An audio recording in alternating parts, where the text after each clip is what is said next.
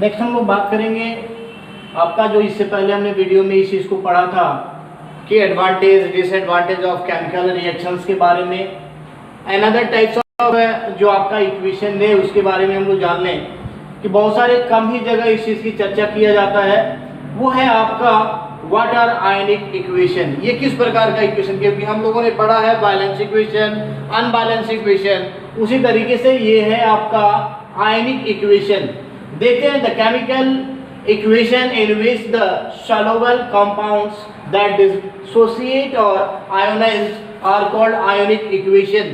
कहने का मतलब ये है, ये देख समझते हैं कि यहाँ पर सुलेबल सब्सटेंस यानी जो वाटर में सुलेबल हो जाए, तो वाटर में सुलेबल होकर जब वाटर में कोई भी सॉलिड मटेरियल जाकर अगर सुलेबल हो जाता है, वाटर में डिसॉल्व हो जाता है, डिसोसिएट करके आयोनाइज हो जाता है, तो वैसे में देख सकते हैं तो वो एक्वस का फॉर्मेशन करता है, एक्वस सॉल्यूशन बनाता है, तो वो आयोनाइज होता है। जैसे मैं बात करें तो सिल्वर आयोनाइज्ड है क्योंकि ये उसके ऊपर क्या है, चार्जेज है, इसका एक इलेक्ट्रॉन जो है वो बाहर निकल चुका है।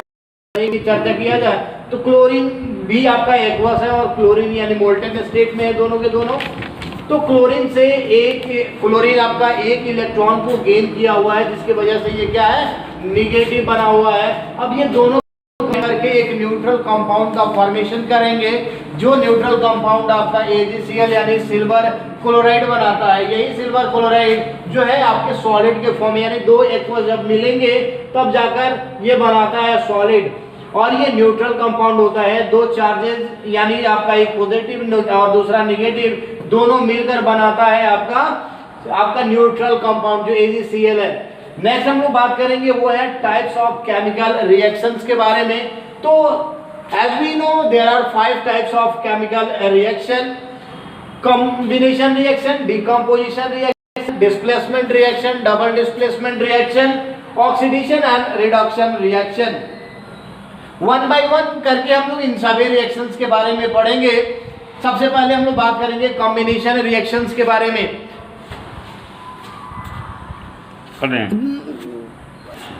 चलिए हम देखते हैं, हम सबसे पहले चालू करेंगे हम लोग कॉम्बिनेशन रिएक्शन के बारे में जान लेते हैं। तो हम सब है कॉम्बिनेशन यानी कंबाइन। तो कंबाइन कैपेसिटी जिसमें दो या दो से अधिक सब्सटेंस आपस में कंबाइन होकर और सिंगल प्रोडक्ट प्रोवाइड्स करते हैं, तो ऐसे रिएक्शन को हम लोग बोलते हैं कॉम्बिनेशन रिएक्शन। डिफिनेशन तौर पर हम इसे सिंपल से लैंग्वेज में देखेंगे तो the chemical reaction in which 2 or more chemical substances which are chemically combined to produce a single substance, that reaction is called combination reaction। कहने का मतलब है ये कोई भी रिएक्शन जो होता है वो जितने भी रिएक्टेंट आपके पार्टिसिपेट करते हैं सारे के सारे केमिकल सब्सटेंस है, और केमिकल सब्सटेंस जो होते हैं वो केमिकली कंबाइन होते हैं, यानी उनके अंदर जो बाइंडिंग कैपेसिटी होती है तो वो केमिकल बॉन्डिंग के माध्यम से होता है। इसीलिए यहाँ पर आपका केमिकली कंबाइन लिखा, यानी chemically combine to produce a single product. इस तौर पर यदि हम लोग देखेंगे एग्जाम्पल के तौर पर, तो यहाँ पर हमने अल्फाबेटिकल के रूप में यूज किया हुआ है कि x is the one substance and another substance is y। तो x combine with y to produce y, और ये रिएक्शन को रिप्रेजेंट करता है। ये रिएक्शन को रिप्रेजेंट किया x another substance plus y another substance, both are chemically combined to produce a new substance, that substance x।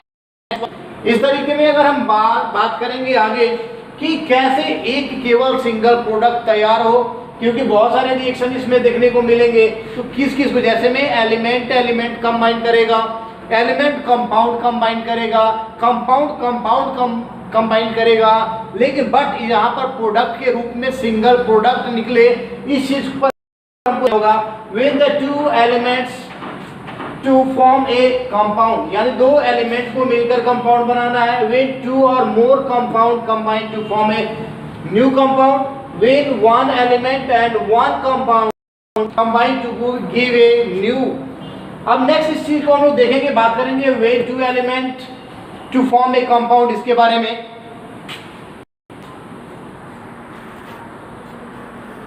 Next हम लोग बात करेंगे when the 2 elements combine to form what। अब यहाँ पर हम टू फॉर्म कंपाउंड की बात करेंगे कि कौन कौन से कंपाउंड यहाँ पर बन रहा है। तो सबसे पहले हम देखते हैं कि वाटर यानी H2 प्लस O2 आने के लिए हमें इसमें एक कंडीशन यूटिलाइज करना पड़ेगा, जिस कंडीशन को हम लोग बोलते हैं इलेक्ट्रिकल, जिसे हम इलेक्ट्रिकल स्पार्क इसको देंगे, electrical spark at room temperature. Room temperature पर जब H2 और O2 के बीच में हम इलेक्ट्रिकल स्पार्क देते हैं तो ये कंबाइन करता है यानी बंद करता है और प्रोवाइड करता है आपका वाटर। तो वाटर हम लोग कॉमनली जानते हैं कि वाटर ये बनाएगा, तो वाटर का फॉर्मूला क्या आएगा ये सबसे पहले देखना की बात होगा।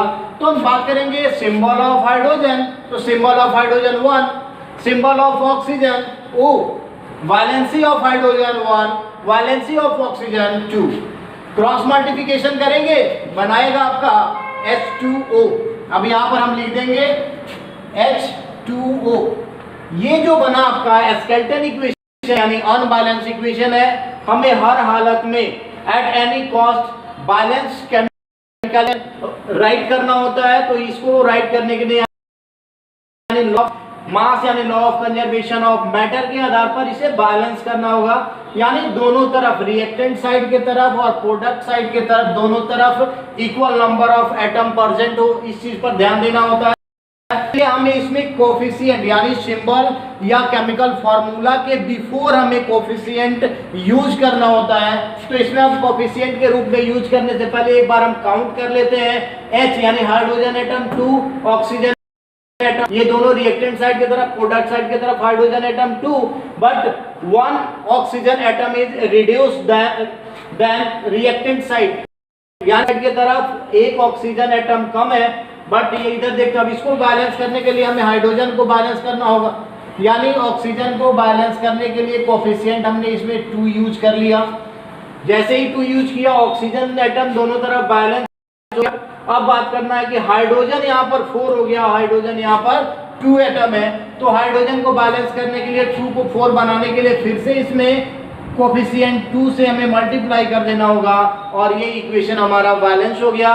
नेक्स्ट इक्वेशन हम बात करेंगे कि magnesium reacts with oxygen. Magnesium oxygen के साथ रिएक्ट करता है तो क्या बनाता है, तो इसमें हम बात करेंगे मैग्नीशियम का 1 एटम और 2 एटम आपका ऑक्सीजन का पार्टिसिपेट केमिकली कंबाइन करेगा तो बनाएगा मैग्नीशियम ऑक्साइड। और मैग्नीशियम ऑक्साइड, क्योंकि हम सभी लोग जानते हैं कि मेटल जब ऑक्सीजन से रिएक्ट करेगा तो मेटल ऑक्साइड प्रोवाइड करता है, और मेटल ऑक्साइड का जो नेचर होता है वो बेसिक नेचर का होता है।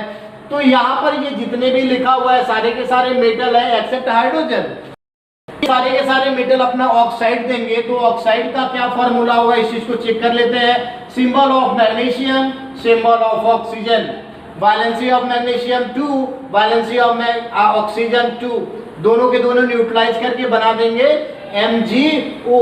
अब इस चीज को हम यहाँ पर लिखते हैं MgO यानी मैग्नीशियम ऑक्साइड। अब विद द हेल्प अब यहाँ पर हम बात कर यूटिलाइज करेंगे law of conservation of mass को अकॉर्डिंग। तो ये अनबैलेंस इक्वेशन है और अनबैलेंस इक्वेशन को बैलेंस करने के लिए कोफिशिएंट का यूज करना होता है। अब इसमें हम कोफिशिएंट का यूज करते हैं, देख लेते हैं। Magnesium 1 atom, magnesium 1 atom, oxygen 2 atom, oxygen 1 atom, 1 atom oxygen कम है, इसके लिए हमें 2 कोफिशिएंट यूज करना होगा। अब आपका ऑक्सीजन 2 हो गया बट मैग्नीशियम 2 हो गया, यहाँ पर 1 है। अब मैग्नीशियम को भी यहाँ पर 2 करना होगा और ये हमारा बैलेंस केमिकल इक्वेशन हो गया। नेक्स्ट बात करेंगे हम reacts with oxygen to form calcium oxide। तो कैल्शियम ऑक्साइड का फॉर्मूला सबसे पहले बनाना है कि कैल्शियम ऑक्साइड का फॉर्मूला क्या होगा। तो symbol of calcium Ca, symbol of oxygen O, valency of calcium 2, valency of oxygen 2, दोनों न्यूट्रलाइज करके बनाएगा CaO। तो CaO, अब इस तरीके से हम इसको भी बैलेंस कर लेंगे। यहाँ पर देखते हैं ऑक्सीजन 2 एटम है और ऑक्सीजन 1 एटम है, ऑक्सीजन को बैलेंस करते हैं, यूज करेंगे 2 कोफिशिएंट को, 2 कोफिशिएंट यूज कर दिए इसमें मल्टीप्लाई के रूप में। अब कैल्शियम 2 हो गया और कैल्शियम का बैलेंस हो गया। नेक्स्ट हम देखते हैं कि पोटेशियम रिएक्ट्स विद ऑक्सीजन। तो potassium to form potassium oxide, तो symbol of potassium K, symbol of oxygen O, valency of oxygen 2, valency of potassium 1, cross multiplication K2O। तो यहाँ पर हम देखते हैं बना दिया आपका K2O। अब देख लेते हैं यहाँ पर 1 एटम ऑफ पोटेशियम, यहाँ 2 एटम ऑफ पोटेशियम, ऑक्सीजन जो 2 atom of oxygen, 1 atom of oxygen. अभी रीड करना हम बैलेंस कर लेते हैं, 2 से बैलेंस कर लिया, 2 कोफिशिएंट यूज किया, ऑक्सीजन बैलेंस हो गया और आपका पोटेशियम जो है वो अनबैलेंस हो गया। अब पोटेशियम 4 है और पोटेशियम को हमको यहाँ पर 4 करके इसको बैलेंस कर देना है।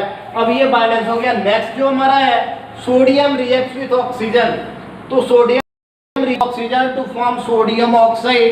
तो formula symbol of sodium Na, symbol of oxygen O, valency of oxygen 2, valency of sodium 1, cross multiplication बनाया Na2O। Na2O। अब इसे आवश्यकता है हमें बैलेंस करने की, तो बैलेंस करने के लिए हमें फिर से कोफिशिएंट यूज करना होगा। कोफिशिएंट यूज कर दिया, यहाँ पर 4 यूज कर लिया हमने। अब नेक्स्ट हम बात करते हैं, यहाँ पर जो है हमारा सोडियम क्लोरीन के साथ रिएक्ट कर रहा है, तो सोडियम रिएक्ट्स विथ क्लोरीन, तो sodium reacts with chlorine to form sodium chloride. This is commonly known as table salt और common salt which are used in preparation of cooking food. तो symbol of Na, symbol of chlorine, valency of chlorine 1, valency of sodium is also 1, cross multiplication form करेगा NaCl। अब यहां पर हमने लिख दिया NaCl। अब यहां पर देखते हैं कि 2 atom of chlorine but here 1 atom of chlorine in the product side, so we need to balance then to use 2 coefficient, तो 2 atom of sodium and 2 atom of chlorine. अब ये हो गया आपका बैलेंस केमिकल इक्वेशन। अनदर जो है आपका potassium react करेगा क्लोरीन के साथ, तो इसको देखते हैं, तो पोटेशियम क्लोरीन के साथ रिएक्ट करेगा तो बनाता है पोटेशियम क्लोराइड। और पोटेशियम क्लोराइड के लिए हम देखते हैं सिंबल ऑफ पोटेशियम के chlorine Cl, valency of chlorine 1, valency of potassium is also 1, formula बनाएगा आपका KCl। अब यहाँ पर हम लिख देते हैं KCl, तो KCl ये भी आपका सॉल्ट ही है। अब इसको बैलेंस करने की भी आवश्यकता है, तो हमें इसे देख लेते हैं, यहाँ पर 2 लगाएंगे तो पोटेशियम 2 और हो गया, क्लोरीन यहाँ 2 है और पोटेशियम को बैलेंस कर देंगे। तो ऐसे तरीके से हमने देखा कि वेन 2 एलिमेंट, यहाँ जितने भी आपको एग्जांपल मिले हैं सारे के सारे एलिमेंट फॉर्म में है और ये एलिमेंट कंबाइन करके आपका सिंगल प्रोडक्ट दिया है। अब नेक्स्ट जो हम बात करेंगे वो कंपाउंड के बारे में बात करेंगे। नेक्स्ट हम लोग बात करेंगे कि when 2 or more compounds combine to form a new compound, यानी 2 कंपाउंड को कंबाइन करके एक सिंगल न्यू कंपाउंड बनाना। तो इसमें हम लोग एग्जांपल के तौर पर देखेंगे कि अमोनिया जब रिएक्ट करेगा हाइड्रोक्लोरिक एसिड के साथ, अमोनिया जब रिएक्ट करेगा हाइड्रोक्लोरिक एसिड के साथ तो क्या बनाएगा। तो यहाँ पर बात करते हैं कि अमोनिया हाइड्रोक्लोरिक एसिड के साथ कंबाइन करता है तो बनाता है अमोनियम क्लोराइड NH4Cl। तो ये देख लेते हैं बैलेंस है कि नहीं, तो ये ऑलरेडी आपका इक्वेशन जो है अपने आप में है। अनदर जो एग्जांपल है वो आपका कैल्शियम ऑक्साइड, ऑलरेडी आपका कंपाउंड है, कार्बन डाइऑक्साइड कंपाउंड है, दोनों कंबाइन करता है बनाता है कैल्शियम कार्बोनेट।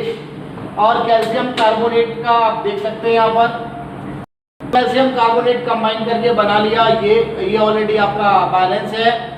बात करते हैं कि कैल्शियम ऑक्साइड को जब वाटर में डिसॉल्व करते हैं तो ये बनाता है कैल्शियम हाइड्रोक्साइड।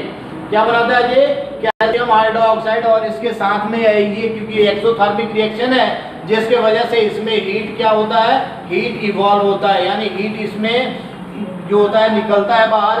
तो हीट का कोई फार्मूला केमिकल नहीं है, तो इसको नहीं भी लिखे तो कोई टेंशन नहीं है। नेक्स्ट जो हम बात करते हैं ये ऑलरेडी अब देखना है कि बैलेंस है कि नहीं, तो 2 एटम ऑफ हाइड्रोजन और 2 एटम ऑफ ऑक्सीजन, तो ये ऑलरेडी आपका बैलेंस केमिकल इक्वेशन है। नेक्स्ट बात करते हैं कैल्शियम हाइड्रोक्साइड। तो कैल्शियम हाइड्रोक्साइड जब कार्बन डाइऑक्साइड कैल्शियम हाइड्रोक्साइड से को जब कार्बन डाइऑक्साइड के साथ रिएक्ट कराते हैं तो ये क्या बनाता है, तो ये आपका बनाता है carbonate, calcium carbonate. Calcium carbonate, और कैल्शियम कार्बोनेट जो होता है वो एक्वस में यानी इसके साथ आपका वाटर भी रहता है, तो वाटर का फॉर्मेशन करता है। वाटर ऐसे में ही रहता है क्योंकि ये नहीं देखना, ये न्यू कंपाउंड, तो कंपाउंड तो आपका न्यू है जो कार्बोनेट है, क्योंकि यहाँ पर हाइड्रो ऑक्साइड जो है वो वाटर में, क्योंकि यहाँ पर वाटर का प्रेजेंस ऑलरेडी है, इसमें एक्वस है, इसीलिए उसमें वाटर का फॉर्मेशन साफ साफ में है। तो कैल्शियम कार्बोनेट के रूप में यहाँ पर हम देख सकते हैं कि दो कंपाउंड जब मिलते हैं तो न्यू कंपाउंड का फॉर्मेशन करते हैं। नेक्स्ट हम लोग बात करेंगे when one elements and one compound combine to give a new compound के रूप में। इसके एग्जांपल के तौर पर हम लोग देखें कि क्या क्या होता है, क्योंकि यहाँ पर एक आपका एलिमेंट है, दूसरा आपका कंपाउंड है। तो हमने एग्जांपल के तौर पर कार्बन मोनोऑक्साइड और एलिमेंट के रूप में ऑक्सीजन को, सल्फर डाइऑक्साइड और एलिमेंट के रूप में ऑक्सीजन को लिया है। अब देखते हैं ये क्या बनाता है। तो कार्बन मोनोऑक्साइड जब एक्सेस ऑफ ऑक्सीजन के साथ रिएक्ट करेगा तो ये बनाता है कार्बन डाइऑक्साइड, और ये आपका न्यू कंपाउंड के रूप में है।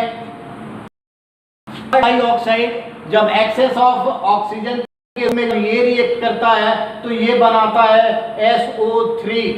अब हमें नीड्स होगा इसको बैलेंस करने की, कि बैलेंस कैसे करेंगे। तो बैलेंस करने के लिए हम लोग देखते हैं, तो बैलेंस करने के लिए इसको डबल कर लेते हैं। ऑक्सीजन कार्बन आपका 2 हो गया, तो यहाँ पर देखते हैं कार्बन 2 हो गया और ऑक्सीजन 2 और 2 4 बैलेंस हो गया।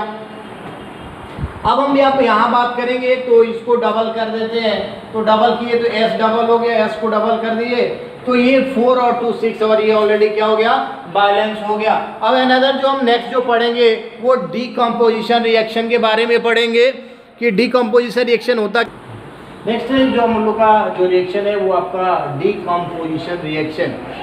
फर्स्ट जो हमने पढ़ा वो कॉम्बिनेशन यानी कंबाइन हुआ था, जुड़ा हुआ था। यहाँ पर क्या डीकम्पोज करना है, तो डीकम्पोजिशन रिएक्शन में होता क्या है इसको डिफाइन के तौर में देखते हैं। The chemical reaction in which a compound is broken down into 2 or more simpler processes are called decomposition reaction।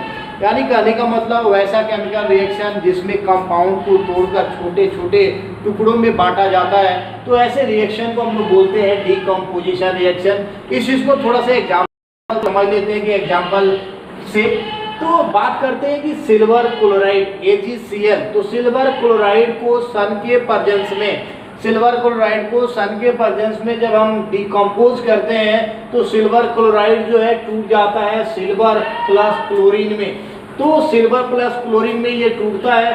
दूसरा एग्जांपल जो है AgBr यानी सिल्वर ब्रोमाइड, सिल्वर ब्रोमाइड को सन के प्रेजेंस में डिकम्पोज हो जाता है। डिकम्पोज जो होता है वो आपका हो जाता है Ag प्लस Br2 यानी सिल्वर प्लस ब्रोमाइड के रूप में बदल जाता है।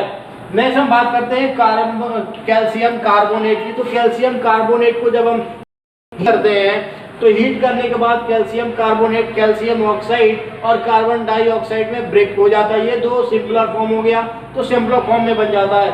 अनदर जो एग्जांपल आपका PbNO3 का होल 2 यानी लीड नाइट्रेट। तो लीड नाइट्रेट को जब हम आपको हीट करते हैं तो हीट करने के बाद लीड नाइट्रेट जो होता है ब्रेक डाउन होता है, और ब्रेक डाउन करके लीड ऑक्साइड, नाइट्रोजन डाइऑक्साइड और ऑक्सीजन गैस होता है।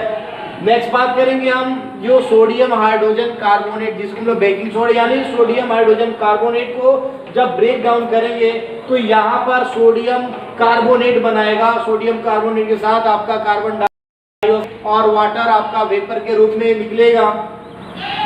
वाटर को जब हम ब्रेक डाउन करते हैं, जब हमने पढ़ा था कि वाटर को बनाने के लिए इलेक्ट्रिकल स्पार्क की आवश्यकता पड़ता है एट रूम टेम्परेचर, तो इसको ब्रेक डाउन करने के लिए भी इलेक्ट्रिसिटी की आवश्यकता पड़ता है। जब वाटर से हम इलेक्ट्रिसिटी को पास कराते हैं तो वाटर जो है आपका ब्रेक डाउन कर जाता है अपने एलिमेंट्स के रूप में, जैसे हाइड्रोजन प्लस ऑक्सीजन के रूप में सिंपल फॉर्म में ये डिवाइड हो जाता है।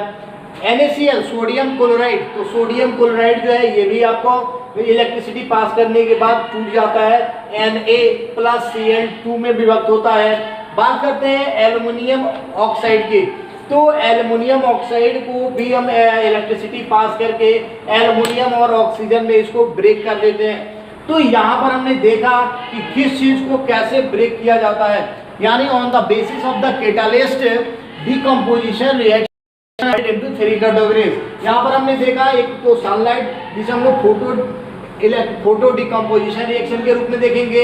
हीट जो हीट से टूट रहा है ये आपका थर्मल डिकम्पोजिशन रिएक्शन, और जो आपका इलेक्ट्रिसिटी से टूट रहा है वो आपको इलेक्ट्रिक डिकम्पोजिशन रिएक्शन में बदल जाएगा। इसको हम लोग देख लेते हैं। नेक्स्ट हम लोग बात टाइप्स ऑफ डिकम्पोजिशन रिएक्शन के बारे में बात करते हैं कि टाइप ऑफ डिकम्पोजिशन। तो there are 3 types of decomposition reaction. तो देख लेते हैं थर्मल डिकम्पोजिशन रिएक्शन, आपका electric decomposition reaction, thermal decomposition reaction और फोटोकेमिकल डिकम्पोजिशन रिएक्शन। ये 3 आपका टाइप्स है आपका डिकम्पोजिशन रिएक्शन का। फर्स्ट हम देखते हैं आपका electric decomposition reaction. The decomposition reaction which take place in the presence of electric current, that decomposition reaction is called reaction. कहने का मतलब यानी ऐसे इलेक्ट्रिसिटी पास कराने पर डिकम्पोज हो जाए तो ऐसे डिकम्पोजिशन रिएक्शन को हम लोग बोलते हैं इलेक्ट्रिक डिकम्पोजिशन रिएक्शन। तो इसका एग्जांपल है वाटर में, जब वाटर को इलेक्ट्रिसिटी पास करते हैं तो हाइड्रोजन और ऑक्सीजन में कन्वर्ट हो जाता है। सोडियम क्लोराइड को जब इलेक्ट्रिसिटी पास करते हैं तो सोडियम क्लोराइड आपका डिवाइड हो जाता है यानी स्प्लिट हो जाता है Na+Cl2 में। आपका एल्युमिनियम ऑक्साइड जो है इलेक्ट्रिसिटी पास करने के बाद एल्युमिनियम और ऑक्सीजन के रूप में कन्वर्ट हो जाता है। ठीक, इसके नेक्स्ट हम लोग पढ़ेंगे थर्मल डिकम्पोजिशन रिएक्शन के बारे में। जो टाइप है हम लोग का डिकम्पोजिशन रिएक्शन का वो थर्मल डिकम्पोजिशन रिएक्शन है। तो थर्मल डिकम्पोजिशन रिएक्शन यानी हीट, ऐसे रिएक्शन जिसको हीट करने के बाद वो सिंपलर फॉर्म में कन्वर्ट हो जाता है, तो ऐसे रिएक्शन को हम लोग थर्मल डिकम्पोजिशन रिएक्शन कहते हैं। यानी decomposition reaction which take place in the presence of the heat, that decomposition reaction is called thermal decomposition reaction. Example से इस चीज को हम लोग समझते हैं। तो कार्बोनेट, कैल्शियम कार्बोनेट को हीट करते हैं तो कैल्शियम ऑक्साइड और कार्बन डाइऑक्साइड जो गैस के रूप में आपको प्राप्त होता है, तो ये आपका गैस के रूप में हम लोग देख रहे हैं कि ये गैस के रूप में आपको प्राप्त हो रहा है। तो इसको हम लोग देख लेते हैं। दूसरा चीज हमारा एग्जांपल जो है आपका लीड नाइट्रेट। तो लीड नाइट्रेट को हीट करेंगे तो हमारा बनाता है लीड ऑक्साइड का नाइट्रोजन ऑक्साइड और ऑक्सीजन आपका प्राप्त होता है। KCl यानी पोटेशियम क्लोरेट। पोटेशियम क्लोरेट को जब हम हीट करते हैं तो पोटेशियम क्लोरेट आपका कन्वर्ट हो जाता है पोटेशियम क्लोराइड और ऑक्सीजन में। FeSO4 यानी फेरस सल्फेट को जब हम हीट करते हैं तो फेरस सल्फेट कन्वर्ट हो जाता है आपका फेरस ऑक्साइड। ये आपका यानी फेरिक ऑक्साइड में कन्वर्ट होता है। तो फेरिक ऑक्साइड यानी जिसको हम लोग रस्ट कहते हैं, फेरिक ऑक्साइड आपका SO2 और SO3 के रूप में कन्वर्ट हो जाता है। फिर नेक्स्ट हम बात करते हैं तो आपका sodium hydrogen carbonate. Sodium hydrogen carbonate को जब हम हीट करते हैं तो सोडियम कार्बोनेट, कार्बन डाइऑक्साइड और वाटर वेपर यहाँ से निकलता है। यानी वैसे रिएक्शन जो हीट से ब्रेक डाउन करता है तो ऐसे रिएक्शन को लोग थर्मल डिकम्पोजिशन रिएक्शन करते हैं। नेक्स्ट जो इसका टाइप्स है वो है आपका फोटोकेमिकल डिकम्पोजिशन रिएक्शन। नेक्स्ट हम लोग बात करेंगे फोटोकेमिकल डिकम्पोजिशन रिएक्शन। यानी बात है यानी फोटो जो है सनलाइट के प्रेजेंस में ऐसे आपका रासायनिक अभिक्रिया जो ब्रेक डाउन करके सिंपल फॉर्म में आ जाता है, तो ऐसे रिएक्शन को हम लोग फोटोकेमिकल डिकम्पोजिशन रिएक्शन कहते हैं। यानी the decomposition reaction which take place in the presence of sunlight, that decomposition reaction is called photochemical decomposition reaction. तो यहाँ पर सनलाइट के प्रेजेंस में जो रिएक्शन पार्टिसिपेट करेगा, ब्रेक डाउन करेगा, उसे हम लोग बोलते हैं आपको फोटोकेमिकल डिकम्पोजिशन रिएक्शन, जिसका एग्जांपल आपके सामने बोर्ड पर लिखा हुआ है। जैसे में सिल्वर क्लोराइड को जैसे ही सन के प्रेजेंस में हम रखते हैं तो ये टूटकर सिल्वर और सिल्वर क्लोराइड में कन्वर्ट हो जाता है। AgBr यानी सिल्वर ब्रोमाइड को सन के प्रेजेंस में रखते हैं तो सिल्वर और ब्रोमाइड का हो जाता है। आपका हाइड्रोजन आयोडाइड, तो हाइड्रोजन आयोडाइड को भी सन के प्रेजेंस में रखते हैं तो ये कन्वर्ट हो जाता है हाइड्रोजन और आयोडीन के रूप में कन्वर्ट हो जाता है। नेक्स्ट जो हम लोग पढ़ेंगे वो है आपको exothermic reaction, endothermic reaction, double displacement reaction और आपका मेटल रिएक्टिव सीरीज।